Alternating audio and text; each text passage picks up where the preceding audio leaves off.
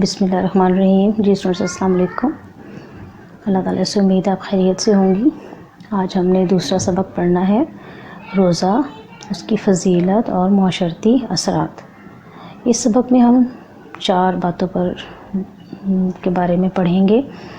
Number 1 है इसके मायने और मफ़हूम, नंबर 2 है फ़र्ज़ियत, नंबर 3 है इसकी फ़जीलत कुरान और हदीस की रोशनी में, और नंबर 4 रोज़े के माशरती असरात क्या हैं। तो सबसे पहले हम पढ़ेंगे जो उन्वान है वो है मायने और मफ़हूम। मैं शुरू करती हूँ, रीडिंग करती हूँ इसकी, आप लोग बुक सामने रखिएगा। अरबी ज़बान में रोज़े को सोम कहते हैं। सोम से मुराद किसी चीज़ से रुकना या परहेज़ करना है। इस्तिलाही मानों में सोम से मुराद सुबह सादिक से लेकर गुरूब आफ्ताब तक खाने पीने और दूसरी रोज़े को तोड़ने वाली चीज़ों से परहेज़ करना रोज़ा कहलाता है। यानी अरबी ज़ुबान में रोज़े को सोम कहते हैं। सोम से मुराद है किसी भी चीज़ से रुक जाना, परहेज़ करना। और इस्तिलाही यानी शरई मायनों में इसका मुराद क्या है, सुबह सादिक यानी फ़जर से लेकर गुरूब आफ्ताब यानी मगरिब तक खाने पीने से और दूसरी रोज़े को तोड़ने वाली चीज़ों से परहेज़ करना है। अभी रमज़ान मुबारक का महीना गुज़रा है, आपने देखा होगा, इसी तरह से हम लोगों ने किया। उसके बाद हेडिंग आती है फ़र्ज़ियत। इस्लामी इबादत में फ़र्ज़ इबादत वो है जिसे बजा लाना यानी पूरा करना, अदा करना हर मुसलमान के लिए लाजिम होता है। इसकी अदायगी हर मुसलमान के लिए ज़रूरी है। अब फ़र्ज़ इबादत आपको पता है, जैसे हम पर नमाज फ़र्ज़ है, 5 वक्त हम नमाज अदा करते हैं। इसी तरह से हम ज़कात, साहिब इस्तिताअत मुसलमान पर ज़कात फ़र्ज़ है। इसी तरह से फ़र्ज़ हज जो है वो भी साहिब इस्तिताअत मुसलमान पर साल में एक बार फ़र्ज़ है। इसी तरह से रोज़े जो हैं वो भी अल्लाह ताला ने ये महीना जो है वो फ़र्ज़ किया है। रोज़ा इस्लाम का बुनियादी रुकन है और ये पहली उम्मतों पर भी फ़र्ज़ रहा है। यानी ये नहीं है कि सिर्फ मुसलमानों पर फ़र्ज़ है, बल्कि पहली उम्मतें जितनी भी गुज़री हैं, 1,24,000 अल्लाह ताला ने नबी भेजे हैं, तो उनकी उम्मतों पर भी फ़र्ज़ रहा है। कुरान मजीद में अल्लाह ताला का इरशाद है, या अय्युहल्लज़ीना आमनू, ए ईमान वालो, कुतिबा फ़र्ज़ कर दिए गए, अलैकुमुस्सियाम, तुम पर रोज़े, कमा कुतिबा, जैसा कि फ़र्ज़ किए गए, अलल्लज़ीना मिन क़ब्लिकुम, जो तुमसे पहले लोगों पर थे, फ़र्ज़ किए गए थे, लअल्लकुम तत्तकून, ताकि तुम परहेज़गार बन जाओ। अब अगले सफ़े पे आ जाए। इस आयत मुबारका में जहाँ रोज़े का फ़र्ज़ होना साबित है, वहाँ उसे फ़र्ज़ करने की हिकमत भी बयान की गई। यानी रोज़ा तो हमने रख लिया, इसकी हिकमत क्या है। आपको पता है इस्लाम में जो भी इबादत हैं उसमें कोई ना कोई हिकमत ज़रूर है, चाहे वो नमाज है, चाहे वो ज़कात है, चाहे हज है, चाहे रोज़ा है। और वो क्या है, रोज़ा रखने का जो है, हम अगर रोज़ा रखते हैं तो उस हिकमत क्या है, तकवा का हसूल है। तकवा इंसान के दिल की उस हालत का नाम है जो उसे नेकी की तरफ माइल करती है और बुराई से रोकती है। यानी अल्लाह ताला का खौफ इंसान के दिल में आ जाता है और उसको पता होता है कि अगर मैं ये काम करूँगा तो अल्लाह ताला मुझसे नाराज़ हो जाएंगे, और ये काम करूँगा तो अल्लाह ताला मुझसे खुश हो जाएंगे। और कुरान में मुत्तकी इंसान के लिए अल्लाह ताला ने जो इनामात बताए हैं वो भी हैं कि जो भी इंसान, जो मुसलमान जो है वो तकवा इख्तियार करेगा तो सबसे पहला जो इनाम है वो उसको ये मिलेगा कि उसको नेकी और बदी में तमीज़ करनी आ जाएगी। उसको पता चल जाएगा कि ये चीज़ सही है मेरे लिए और ये नहीं सही है, ये गलत है। दूसरा इनाम क्या होगा कि जब उसको नेकी और बदी में तमीज़ करनी आ जाएगी तो फिर अल्लाह ताला उसको बुराइयों का बदल देगा। यानी कि दुनिया में ही, बदल का मतलब क्या है कि उसको अल्लाह ताला जो अगर उससे अनजाने में कोई गलती हो भी जाती है तो अल्लाह ताला उसको नेकी करने की तौफीक दे देगा, तो वो उसकी बुराइयों को ख़त्म कर देंगी। फिर तीसरा इनाम क्या होगा, जब इंसान ज़ाहिर है नेकी के काम ही करेगा तो अल्लाह ताला उसको बख्श देगा, उसकी तमाम जो गुनाह होंगे उनको माफ़ कर देगा और अल्लाह ताला उसको बख्श देगा। ये कितना बड़ा इनाम है। फिर एक बार हज़रत उमर रज़ी अल्लाह ताला अन्हु से एक सहाबी ने पूछा कि तकवा क्या है, तो हज़रत उमर रज़ी अल्लाह ताला ने फरमाया कि तुम किसी रास्ते पर जा रहे हो, दोनों तरफ झाड़ियाँ हों, तो तुम क्या करोगे। उसने कहा मैं अपने कपड़े समेट लूँगा उनसे। तो हज़रत उमर ने फरमाया कि यही तकवा है कि दुनिया में जो बुराइयां हैं उनसे बचना और अल्लाह ताला की रज़ा के लिए सीधे रास्ते पर चलना, यही तकवा कहलाता है। अब इससे आगे हम पढ़ेंगे। हम इस्लाम ने बाज़ मुसलमानों को मखसूस हालात में सहूलतें अता की हैं। यानी इस्लाम जो है, आपको पता है हमारा दीन जो है वो सख्ती का कायल नहीं है, बल्कि बहुत आसानियाँ अता फरमा देता है।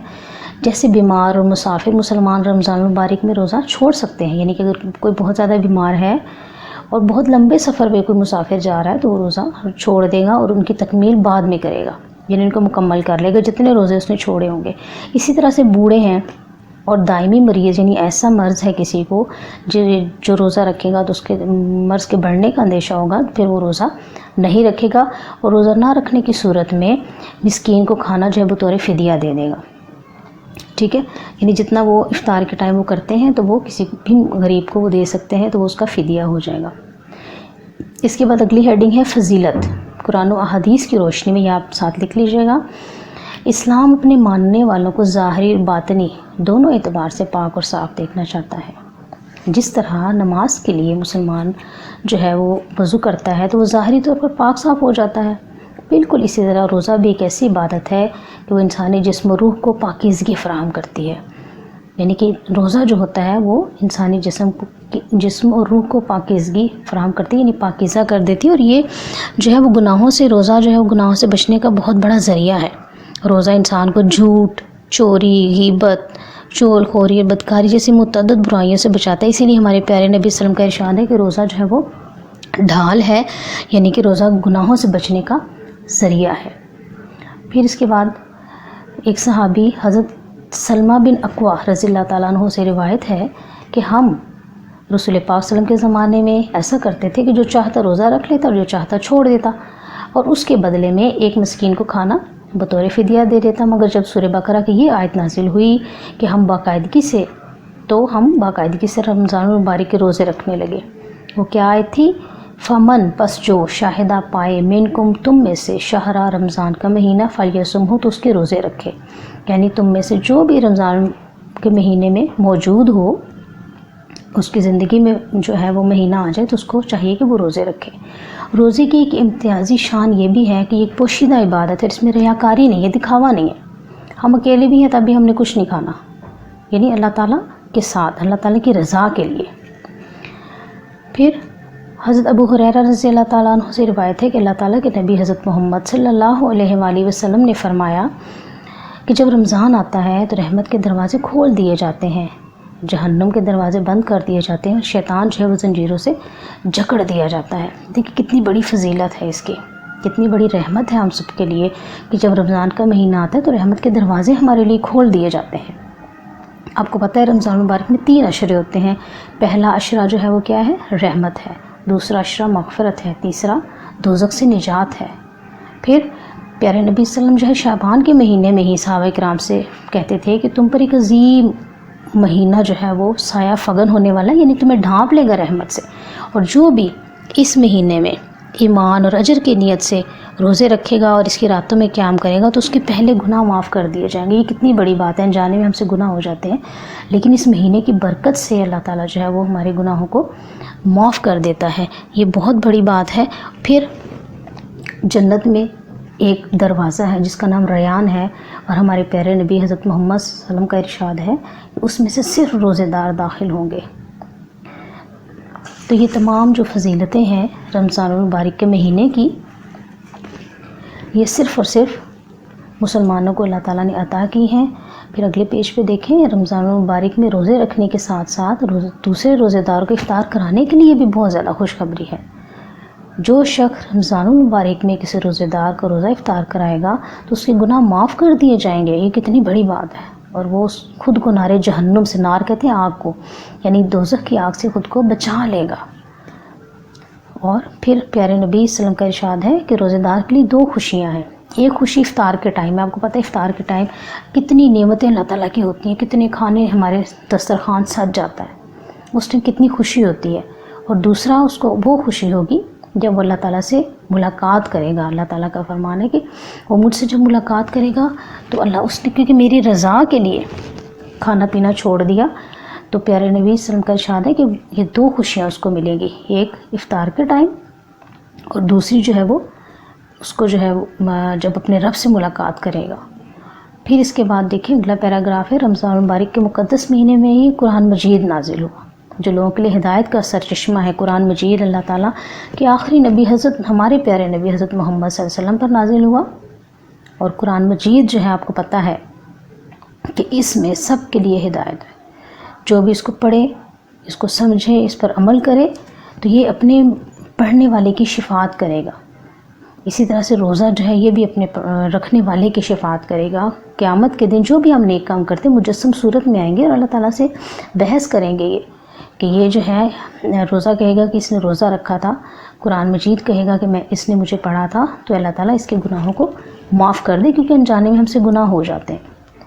پھر اس کا مطلب یہ ہے کہ رمضان المبارک پوری دنیا کے لیے مسلمانوں کے لیے رحمت اور مغفرت کا باعث ہے، لیکن پاکستانی مسلمانوں کے لیے اس کی خاص اہمیت کیا ہے کہ رمضان کے مہینے کی ایک مبارک رات کو اللہ تعالیٰ نے ہمیں آزادی کی نعمت عطا فرمائی، اور پاکستان کی تشکیل جو ہے اس بات کا تقاضا کرتی ہے کہ اس مملکت خدا داد، اس سے مراد پاکستان ہے، کسی کتاب یعنی قرآن مجید کا نظام رائج کیا جائے جو انسانوں کو دنیاوی کامیابی اور اخروی سعادت کی ضمانت فراہم کرتا ہے. اس مقدس مہینے میں روزے رکھنے کے ساتھ ساتھ قرآن مجید کی تلاوت بھی کی جائے اور اس کے احکام کو سمجھ کر اس پر عمل بھی کیا جائے، یعنی کہ یہ قرآن اور روزہ جو ہے رمضان المبارک جو ہے ان کا بہت گہرا تعلق ہے کہ ہمارے پیارے وسلم پر پہلی جو آیات نازل ہوئی ہیں وہ رمضان المبارک کے مہینے میں ہی نازل ہوئی ہیں. اس لیے قرآن مجید کے بارے میں اللہ تعالیٰ پیارے نبی صلی اللہ علیہ وسلم کا ارشاد ہے کہ قرآن کی بدولت اللہ تعالیٰ بہت سی قوموں کو عروج دے گا، بہت سی قوموں کو زوال دے گا. اور پھر پیارے نبی صلی اللہ علیہ وسلم نے حجۃ الوداع کے موقع پر فرمایا تھا کہ میرے جانے کے بعد 2 چیزیں میں چھوڑ کے جا رہا ہوں، اگر تم اس کو تھام لوگے تو کبھی گمراہ نہیں ہوگے، ایک قرآن ہے اور دوسری میری سنت ہے. تو ہم سب کو اس کو پڑھنا چاہیے، کم از کم ڈیلی جو ہے وہ 1 رکوع یا کم از کم 2 آیات ضرور پڑھا کریں، اس کے ساتھ جڑے رہیں تو ہم کبھی بھی ناکام نہیں ہوں گے. اس کے بعد اس کی آخری ہیڈنگ ہے روزے کے فوائد اور معاشرتی اثرات. روزہ ایک انفرادی عبادت ہے مگر اس کے اجتماعی فوائد بھی ہیں. نمبر 1 کیا ہے؟ روزہ رکھنے سے مسلمان کے دل میں تقوی پیدا ہوتا ہے، جیسے میں نے آپ کو بتایا کہ اللہ تعالیٰ کا خوف پیدا ہوتا ہے. نمبر 2 بھوکا پیاسا رہنے سے انسان کو دوسروں کی بھوک پیاس کا احساس ہوتا ہے اور اس طرح معاشرے میں وہ دوسروں کے لیے ہمدردی کا جذبہ پیدا ہوتا ہے، پروان چڑھتا ہے. نمبر 3 روزے کے ذریعے انسان اپنی خواہشات پر قابو پا لیتا ہے، یعنی کہ بری خواہشات ہوتی ہیں ان پر بھی قابو پائے گا تو وہ کامیاب ہو جائے گا. روزے کے ذریعے نہ صرف روحانی پاکیزگی حاصل ہوتی ہے بلکہ بہت سی جسمانی بیماریاں بھی دور ہو جاتی ہیں. اور آپ کو پتہ ہے سائنسدان اب اس نتیجے پر پہنچے ہیں ریسرچ کر کے کہ اگر انسان جو ہے وہ پورے سال میں کم از کم 20-25 دن جو ہے وہ 16-17 گھنٹے اپنے پیٹ کو خالی رکھتا ہے تو بہت سے بیکٹیریا، ایسی بیماریاں ہیں ان کے بیکٹیریا جو ہیں وہ ختم ہو جاتے ہیں. کینسر جیسے موذی مرض بھی ہیں، بہت سے امراض ہیں. تو ہمیں تو پیارے نبی صلی اللہ علیہ وسلم نے 1400 سال پہلے بتا دیا، ہمیں اس پر عمل کرنا چاہیے. پھر نیکسٹ ہے کم سے کم غذا پر اکتفا کرنا مسلمان کے اندر قناعت اور اثار جیسی صفات پیدا کر دیتا ہے. وہ قناعت کر لیتا ہے کہ کم سے کم غذا کھانی ہے تو اسی میں اس کی جو ہے فائدہ ہو جاتا ہے. پھر روزے دار سے اللہ تعالیٰ بہت خوش ہوتا ہے، اس کی دعائیں قبول کرتا ہے. اللہ تعالیٰ جو ہے وہ جو روزے دار جو ہے اللہ تعالیٰ نے فرمایا نا کہ روزہ میرے لیے میں اس کی جزا دوں گا. اور آپ کو پتہ ہے اس رمضان المبارک کے مہینے میں ہر نیکی کا جو کام ہے اس کا اجر بڑھا دیا جاتا ہے، تقریباً 70 سے لے کے 700 گنا تک. یہ اللہ تعالیٰ نے ایک بتایا ہے، پتہ نہیں اللہ تعالیٰ مطلب ہم اپنے حساب سے روزہ رکھیں گے اور اللہ تعالیٰ جو ہے وہ اپنی عظمت کے مطابق ہمیں اس کا اجر دے گا. پھر حضرت موسیٰ علیہ السلام آپ کو پتہ ہے اللہ تعالیٰ کے نبی تھے، کلیم اللہ تھے، یعنی اللہ سے کلام کرنے والے تھے. تو انہوں نے ایک بار اللہ تعالیٰ سے پوچھا کہ یا اللہ جب میں آپ سے کلام کرتا ہوں کیا میرے اور آپ کے درمیان میں کوئی پردہ ہے؟ تو اللہ تعالیٰ نے فرمایا کہ ہاں اے موسیٰ، جب آپ مجھ سے کلام کرتے ہیں تو 70,000 پردے ہوتے ہیں. لیکن اے موسیٰ میں آپ کو بتاؤں کہ میرے آخری نبی حضرت محمد مصطفیٰ صلی اللہ علیہ وآلہ وسلم کی امت جب رمضان کے روزہ رکھے گی اور افطار کے ٹائم جب وہ دعا کرے گی بیٹھ کے افطار کے ٹائم تو میرے اور اس کے درمیان کوئی پردہ نہیں ہوگا. یہ کتنی بڑی فضیلت ہے، ہمیں ہمارے پیارے نبی حضرت محمد مصطفیٰ صلی اللہ علیہ وآلہ وسلم کی وجہ سے ہمیں ملی ہے. نیکسٹ آپ دیکھیے روزہ صرف اللہ تعالیٰ کے لیے ہوتا ہے اور اس کا اجر بھی اللہ تعالیٰ ہی خود دیتا ہے. اور آگے بریکٹ میں حدیث قدسی بھی لکھا ہوا ہے. حدیث قدسی وہ الفاظ ہوتے ہیں جو اللہ تعالیٰ کے ہوتے ہیں لیکن پیارے نبی صلی اللہ علیہ وسلم جو ہے وہ ہمیں بتاتے ہیں. نیکسٹ دیکھیں روزہ باہمی اتحاد و یگانگت کا باعث ہے، چونکہ جب پوری ملت اسلامیہ ایک ہی وقت میں ایک ہی بات میں مشغول ہوتی ہے تو ان میں بھائی چارے، محبت، یگانگت اور اتحاد کا جذبہ پیدا ہوگا. روزہ رکھنے سے پیٹ کی بہت سی بیماریوں سے نجات ملتی ہے۔ پھر نیکسٹ ہے روزے انسان کے اندر اخلاص جیسی خوبی پیدا ہوتی ہے، چونکہ یہ ایک ایسی عبادت ہے جو صرف بندے اور خالق کو ہی معلوم ہوتی ہے، یعنی کہ اکیلا بھی ہے انسان یا مجلس میں ہے، اس کو پتہ ہے اس نے اللہ کی رضا کے لیے چھوڑنا ہے ہر چیز کو۔ پھر نیکسٹ دیکھیں، روزہ رکھنے سے انسان دن بھر برائیوں سے بچا رہتا ہے، جو انسان کی انفرادی اور اجتماعی زندگی کے لیے بہت مفید ہے۔ اس طرح آہستہ آہستہ پورا معاشرہ برائیوں سے پاک ہو جاتا ہے، جس سے ملک کی ترقی و خوشحالی بھی ممکن ہوتی ہے اور انسان دنیاوی فوائد کے ساتھ ساتھ آخرت میں بھی سرخرو ہوگا۔ اگر ہمارے روزے سے مندرجہ بالا فوائد حاصل نہیں ہو رہے تو ہم سمجھ لیں کہ ہمیں روزے کا حقیقی مقصد جو ہے ضبط نفس تقوی حاصل نہیں ہوا، روزے کے اثر روح سے لاپرواہ ہیں۔ یعنی حضور پاک صلی اللہ علیہ وسلم کا ارشاد ہے، کچھ لوگ ایسے ہیں جن کو بھوک اور پیاس کے سوا کچھ بھی حاصل نہیں ہوتا۔ روزے کی یہ فوائد انسانی زندگی پر گہرے مثبت اثرات مرتب کرتے ہیں، چنانچہ روزہ رکھنے سے نہ صرف مسلمان اللہ تعالیٰ کو راضی کرتے ہیں بلکہ ان میں باہمی اخوت، مساوات اور ہمدردی کے جذبات بھی پروان چڑھتے ہیں۔ ہمارے پیارے نبی صلی اللہ علیہ وآلہ وسلم بھی رمضان کے مہینے میں آدھی سے بھی زیادہ سخاوت کیا کرتے تھے، تو ہمیں بھی یہ تمام جو فوائد ہیں اس سے حاصل ہوتے ہیں۔ اللہ تعالیٰ ہم سب کو فوائد حاصل کرنے کی توفیق عطا فرمائے۔ اور یہ جو ہم نے سبق پڑھا ہے اس کو دھیان سے دوبارہ سے ایک دفعہ ریڈنگ کر لیجئے گا آپ لوگ، تاکہ اچھی طرح سے آپ لوگوں کو سمجھ آ جائے۔ جی اسٹوڈنٹس، آ جائیں اب اس کی ایکسرسائز پہ۔ سب سے پہلے سوال نمبر 1 دیکھیں، ہر بیان کے 4 ممکنہ جوابات دیے گئے ہیں، آپ مناسب ترین جواب پر ٹک کا نشان لگائیں۔ تو یہ آپ لوگ خود پڑھیں گے اور یہ بک پر ہی کام کرنا ہے آپ لوگوں نے۔ اس کے بعد آ جائیں گے سوال نمبر 2 پہ، درج ذیل سوالات کے تفصیلی جوابات دیں۔ نمبر 1 ہے الف حصہ، قرآن و حدیث کی روشنی میں روزے کی فضیلت تحریر کریں۔ قرآن و حدیث کی روشنی میں روزے کی فضیلت تحریر کریں۔ یہ آپ ہیڈنگ دیکھیں گے صفحہ نمبر 17 پہ آ جائیں۔ فضیلت ہے قرآن و احادیث کی روشنی میں، ٹھیک ہے، یہ آپ ہیڈنگ خود لکھ لیجئے گا۔ اور یہاں سے شروع ہوگا، اسلام اپنے ماننے والوں کو ظاہری اور باطنی دونوں اعتبار سے پاک اور صاف دیکھنا چاہتا ہے۔ یہاں سے لے کے یہ پورا پیج آپ لکھیں گے نیچے۔ اس کے بعد اگلے صفحے پہ آ جائیں گے، صفحہ نمبر 18 پہ، اور یہ جو پہلا پیراگراف جہاں ختم ہو رہا ہے، نارے جہنم سے بچا لے گا، یہاں تک آپ کا یہ جواب ہوگا۔ 8 نمبر کا سوال آئے گا، تو اس کے مطابق جو ہے آپ نے اس کا جواب یہ لکھنا ہے۔ اس کے بعد اگلے سوال پہ آئے، بے حصہ ہے، اسلامی تعلیمات کی روشنی میں روزے کی فرضیت واضح کریں۔ اسلامی تعلیمات کی روشنی میں روزے کی فرضیت واضح کریں، یہ آپ آ جائیں گے صفحہ نمبر 16 پہ۔ اور اس میں آپ معنی اور مفہوم بھی لکھیے گا، معنی اور مفہوم کی ہیڈنگ لکھنی ہے پہلے، پھر اس کے نیچے فرضیت والی ہیڈنگ ہے، ٹھیک ہے۔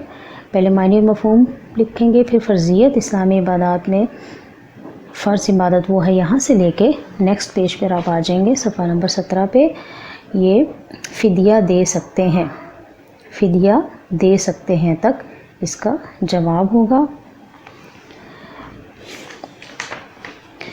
اب آ جائیں اس کے بعد سوال نمبر 3 ہے، روزے کے اجتماعی فوائد اور اثرات تفصیل سے بیان کریں۔ تو یہ بھی ہم نے ہیڈنگ پڑھی ہے، روزے کے فوائد اور معاشرتی اثرات ہیں، تو اس میں سے آپ نے 10 جو ہیں وہ لکھ لیجئے گا، ٹھیک ہے۔ یہ میں نے آپ کو بھی بتائے تھے، یہ پوائنٹس کے ساتھ لکھ لیجئے گا آپ لوگ، سرخرو ہوگا تک، ٹھیک ہو گیا۔ اس کے بعد آ جائیں آپ لوگ، مختصر سوالات ہیں۔ سوال نمبر 3 ہے، درج ذیل سوالات کے مختصر جوابات دیں۔ نمبر 1 ہے، روزے کی فرضیت کے بارے میں ایک قرآنی آیت لکھیں، یہ صفحہ نمبر 16 پہ آپ آ جائیں۔ صفحہ نمبر 16 پہ دیکھیں، یہ لکھی ہوئی ہے، یا ایھا الذین آمنوا کتب علیکم الصیام کما کتب علی الذین من قبلکم لعلکم تتقون، اے ایمان والو تم پر روزے فرض کر دیے گئے ہیں جیسا کہ تم سے پہلے لوگوں پر فرض کیے گئے تھے تاکہ تم پرہیزگار بنو، یہ اس کا جواب ہوگا۔ مختصر سوال نمبر 1 کا، بے حصہ ہے، روزہ افطار کرانے والے کے لیے کیا اجر ہے، یہ آپ آ جائیں گے صفحہ نمبر 18 پہ، اور پہلا پیراگراف جو لکھا تھا اس کے 3rd لائن دیکھیں، تیسری لائن ہے، جو شخص رمضان المبارک میں کسی روزے دار کا روزہ افطار کرائے گا تو اس کے گناہ معاف کر دیے جائیں گے اور خود کو نار جہنم سے بچائے گا۔ ٹھیک ہے. اس کے بعد اگلا سوال ہے پاکستان کس اسلامی مہینے اور تاریخ کو مارز وجود میں آیا؟ تو آپ اس کا جواب لکھیں گے پاکستان رمضان المبارک کی 27 تاریخ کو مارز وجود میں آیا، یا پاکستان 27 رمضان المبارک کو مارز وجود میں آیا.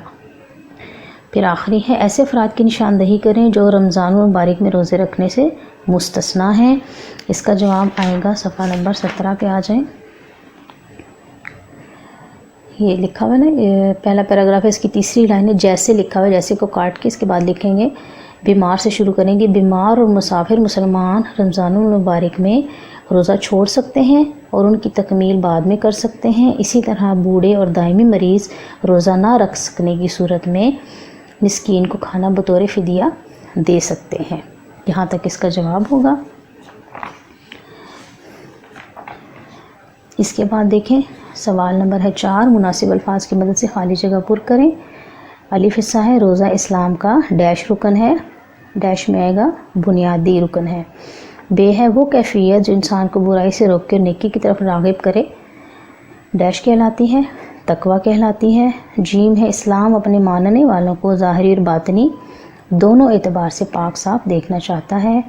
دال ہے پس جو تم میں سے رمضان المبارک کے مہینے کو پائے وہ اس کے روزے رکھے. اور آخری ہے یہ روزہ رکھنے سے انسان دن بھر برائیوں سے بچا رہتا ہے.